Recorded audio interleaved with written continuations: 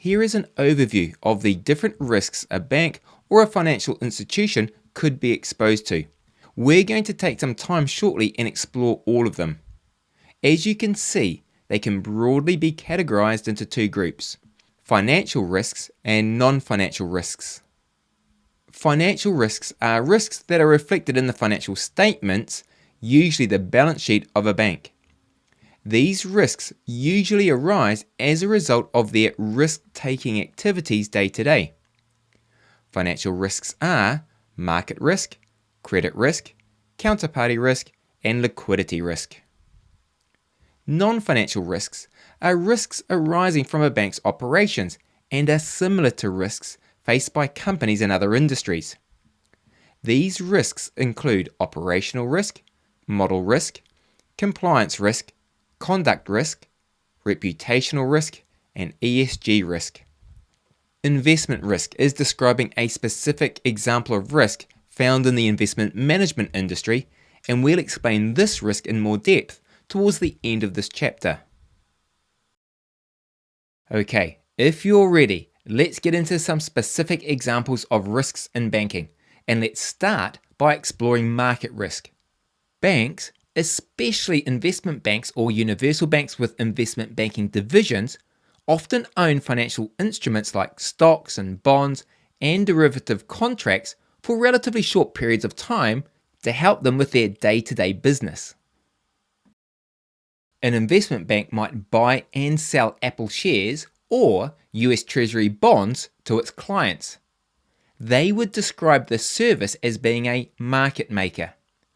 They will need an inventory of Apple shares and US Treasury bonds to do this, just like an electronics store needs computers and tablets to sell to their customers.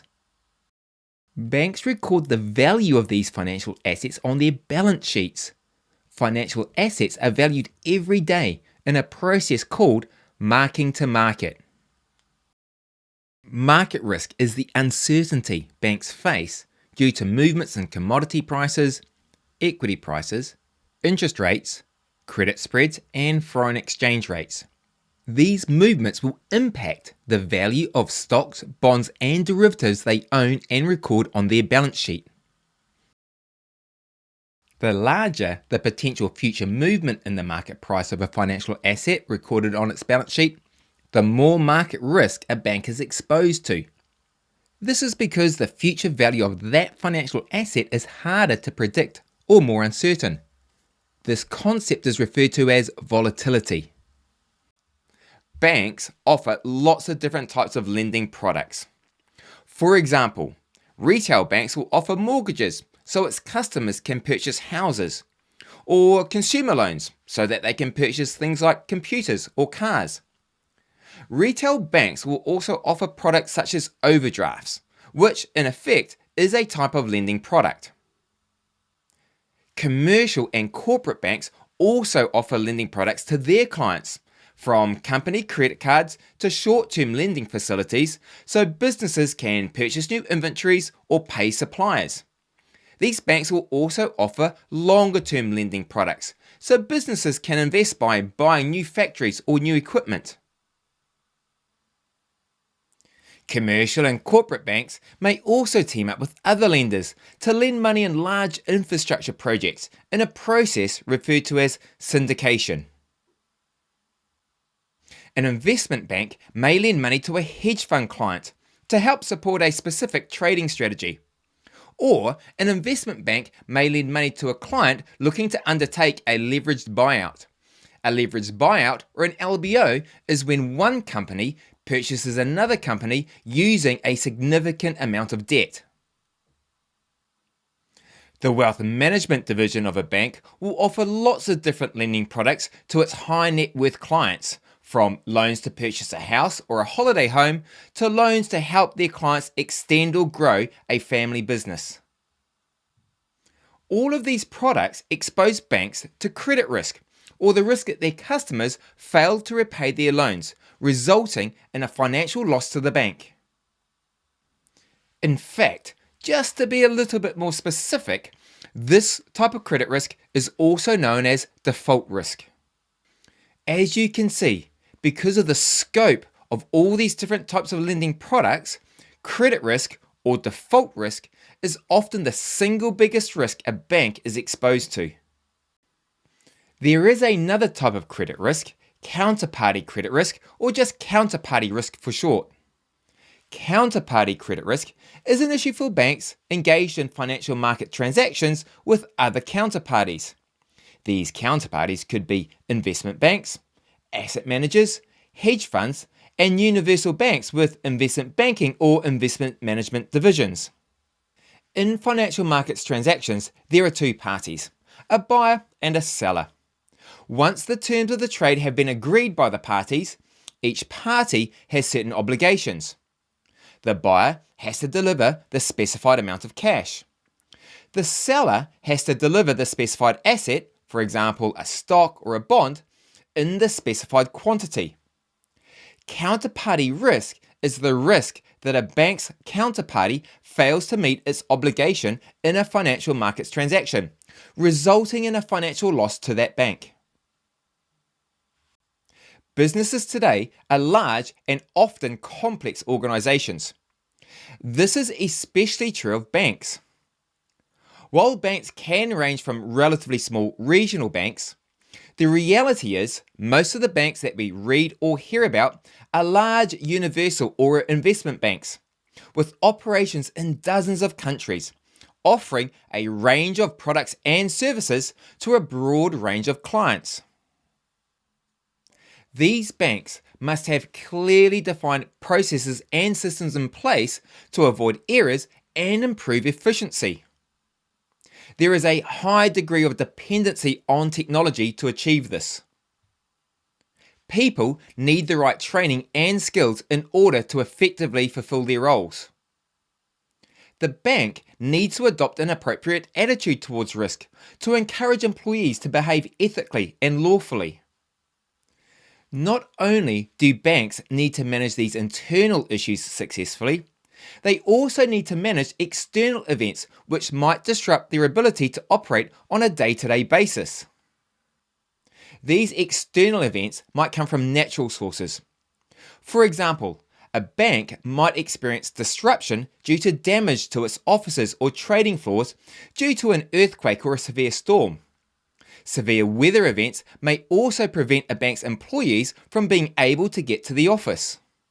The external events might not come from natural sources. The disruption could come from hackers trying to access the bank's data, or a failure in a bank's third-party product. Operational risk is a broad category of risk, which results in a financial loss due to failed or inadequate processes, systems, people, or external events. The larger the bank, the more complex it becomes, and the greater its operational risk. Some of the most significant recent fines imposed on banks by regulators have been due to failures in their operational risk management. Some banks have a terrible track record in operational risk management, which has resulted in fine after fine, massively impacting that bank's financial performance and doing irreparable harm to that bank's reputation. All businesses need access to reliable funds in order to carry out its day-to-day activities. For example, expenses like salaries need to be paid, assets need to be purchased, and debt needs to be repaid. Businesses also have to have their funds in the right place at the right time, which can take a lot of effort and resources for large global organizations operating in dozens of countries. Funding for banks is different to funding for non-banks. A key source of funding is often customer deposits.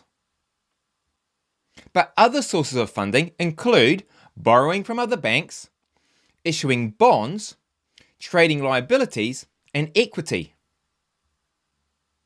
Trading liabilities are usually derivative contracts that the bank has entered into with other counterparties, where they are the party that owes money to the counterparty.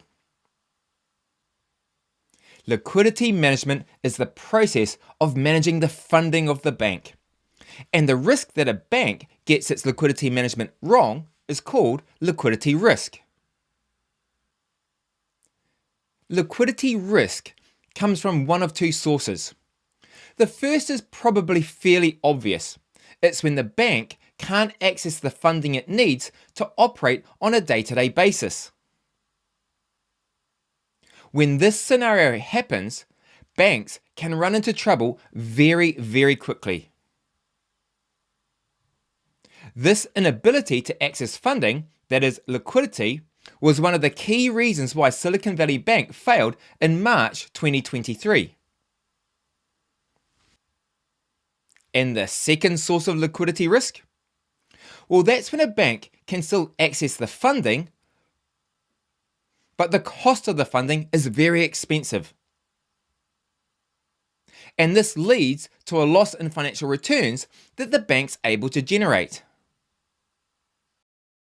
Banks and financial institutions rely more and more than ever before on models. In fact, large, complex banks have literally tens of thousands of models, all of which are recorded in their model inventory and are used to make decisions worth billions of dollars.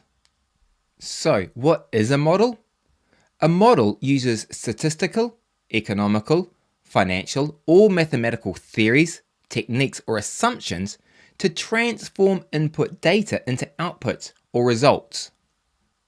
Models can be created from various technologies, including C++, Excel spreadsheets, MATLAB, Python, R, SAS, and SQL or SQL. So what do banks use models for? Well, lots of things. For example, valuation and pricing models help traders determine whether an asset or security is over or undervalued. Market and liquidity risk models help risk managers forecast what future risk exposures are likely to be. Credit and counterparty risk models help determine the likelihood that a customer or client may default in the future. Finance models help banks project future revenues, cash flows, and profitability. There are two primary sources of risk when banks use models. The first is the potential for something bad to happen from decisions based on an incorrect or misused model. A model may have fundamental errors and produce inaccurate outputs, especially when viewed against their intended business use. The second source of risk is that while a model may not have any errors, it might be used incorrectly or inappropriately, or there may be a misunderstanding about its limitations and assumptions. For example, a model designed for pricing short-term debt instruments might be used for calculating the price of other securities. The model works exactly as it should for its intended use, pricing short-term debt, but it's being used incorrectly. Compliance risk is the risk that a bank incurs fines, has restrictions on it from doing business, or has damage to its reputation from not following or by breaking the laws and regulations in the countries where it does business. Compliance risk has a couple of important and closely related types of risks, which are important to define as it's easy to get confused about them. One subset of compliance risk is legal risk. Legal risk is the risk of potential legal actions being taken against the bank. Often, legal risk manifests itself as lawsuits against the bank. On the other hand, regulatory risk is the risk that a new regulation or law will be implemented, either increasing compliance costs for a bank or causing disruptions to their day-to-day business. Banks will often group legal and regulatory risks and manage them together with compliance risks. Conduct risk refers to the potential risk arising from inappropriate or unethical behaviour within an organisation that may harm its customers, stakeholders, or the broader market. It encompasses actions or behaviours that violate laws, regulations, internal policies, or ethical standards and can result in reputational damage, legal penalties, financial loss, and loss of customer trust. Conduct risk is particularly relevant in industries such as banking, insurance, investment management, and other financial services, where customer interactions, financial transactions, and the handling of sensitive information are commonplace. It focuses on the conduct of individuals and the overall culture within an organisation, including the behaviour of employees, managers, and senior leadership. Recent examples of conduct risk that banks have been fined for include selling products or services to customers that are unsuitable for their needs, engaging in activities to manipulate prices, such as insider trading or spreading false rumours to influence market behaviour, breaching client confidentiality, which violates privacy and damages trust, exploiting privileged inside information for personal gain, or engaging in fraudulent activities within an organisation. What can organisations do to mitigate conduct risk? Well, organisations such as banks typically implement robust compliance programs, ethical codes of conduct, and strong governance structures. They promote a culture of integrity, transparency, and accountability, provide training and education on ethical behaviour, and establish mechanisms for reporting and addressing misconduct. When customers decide to use a bank for their products or services, they are putting trust into that bank. Trust that the bank will treat them fairly, and trust that the bank will do everything it can to protect them and their assets. When shareholders invest in a bank, they do so on the basis that they expect employees to behave in a way that doesn't put their investment at risk. When other banks do business with the bank, they are doing so on the basis that they expect that bank to fulfill their commitments, and that employees will not behave in a way which jeopardizes those commitments. Trust is built up over a period of time through a bank consistently meeting its financial obligations and constantly protecting its clients while offering them a good service. In doing so, a bank enhances its reputation amongst its stakeholders, such as customers, shareholders, and regulators. A positive reputation has many benefits for a bank. It attracts new customers and helps to keep existing ones. Employee retention is increased, meaning the bank gets to keep top talent. Business partnerships increase. All of these factors ultimately lead to increased revenues for the bank. Reputational risk describes the risk that actions by an employee or group of employees, a transaction, or an investment that the bank makes damages the trust or the reputation of the bank amongst its stakeholders. While there is a degree of connectivity amongst all the risks a bank faces, this interconnectedness is really emphasized through reputational risk. What do I mean by this? When a bank fails somewhere in its risk management, this can lead to reputational risk. A bank whose fraud management leads to compliance risk can create reputational risk. Bad credit policies that lead to large amounts of loan defaults can create reputational risk. Outdated policies that lead to large amounts of failed trades are caused by operational risk, and again, this can lead to reputational risk. Relying on incorrect models can lead to poor decision making, again creating reputational risk for a bank. Ensuring that the bank has an appropriate risk culture is the most important weapon in mitigating reputational risk. Adopting an appropriate risk culture has many positive benefits for a bank. It results in employees and management adopting positive risk attitudes and exhibiting positive risk behaviours to ensure that decisions made today do not harm the bank's reputation in the future. Within the financial services industry, there are several players who take funds from their clients and invest those funds on their behalf.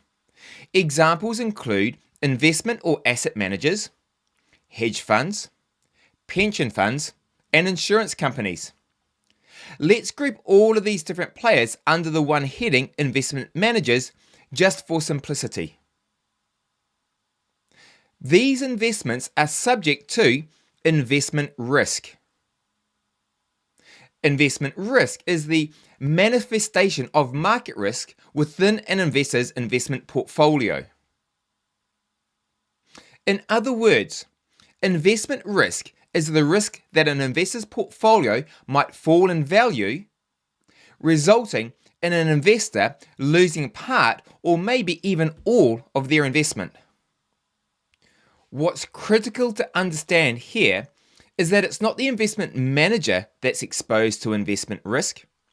If the fund that they are managing falls in value, it is the client, their investor, who bears this investment risk.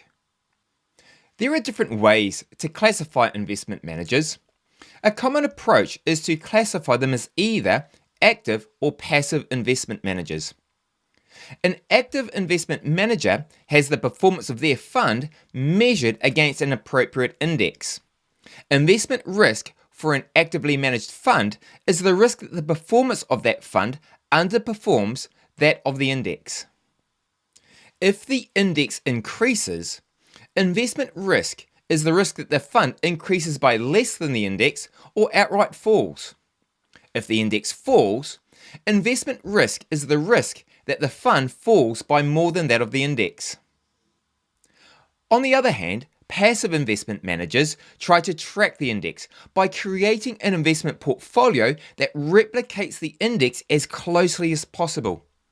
Investment risk for a passive investment manager is the risk that the performance of their fund deviates from the performance of the index.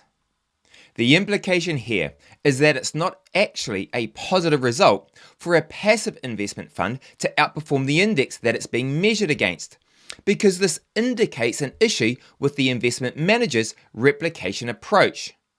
In the future, this issue may cause the passive investment fund to underperform the index over a certain time period, resulting in very unhappy investors. ESG is a management framework for addressing both the risks and opportunities associated with a changing environment, society, and economy. ESG risks are broad in nature and can influence companies differently based on the unique characteristics of their business, including their industry, what markets they operate in, and the expectations of their key stakeholders. ESG risks can include many of the previously mentioned risk categories, such as regulatory and compliance risks and operational risks. It can also impact financial risks such as credit and market risk, as well as reputational risk. For example, ESG disclosure regulations are going into effect in major markets around the world, making both regulatory and compliance risks top of mind for public companies such as banks and asset managers globally. Operationally, increasing climate impacts like storms, flooding and drought, labour and personnel shortages, and natural resource scarcity are presenting a range of operational risks for companies across industries and in each node in the global value chain. Financially, more and more financial institutions are incorporating ESG criteria into their capital allocation decisions, loan terms, and credit requirements. Investors are also incorporating ESG criteria into their own decision-making and mandates.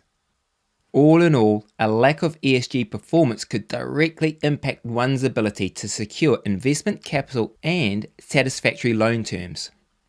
Reputationally, ESG has become table stakes. Stakeholders around the world are demanding that companies, such as banks, reduce their negative impacts on the planet and society at large. What's more, the market opportunity for solving environmental and social problems is in the trillions. If a bank is not meeting these expectations, both within their own operations and within their products and services, they could be putting their reputation and intrinsic value on the line.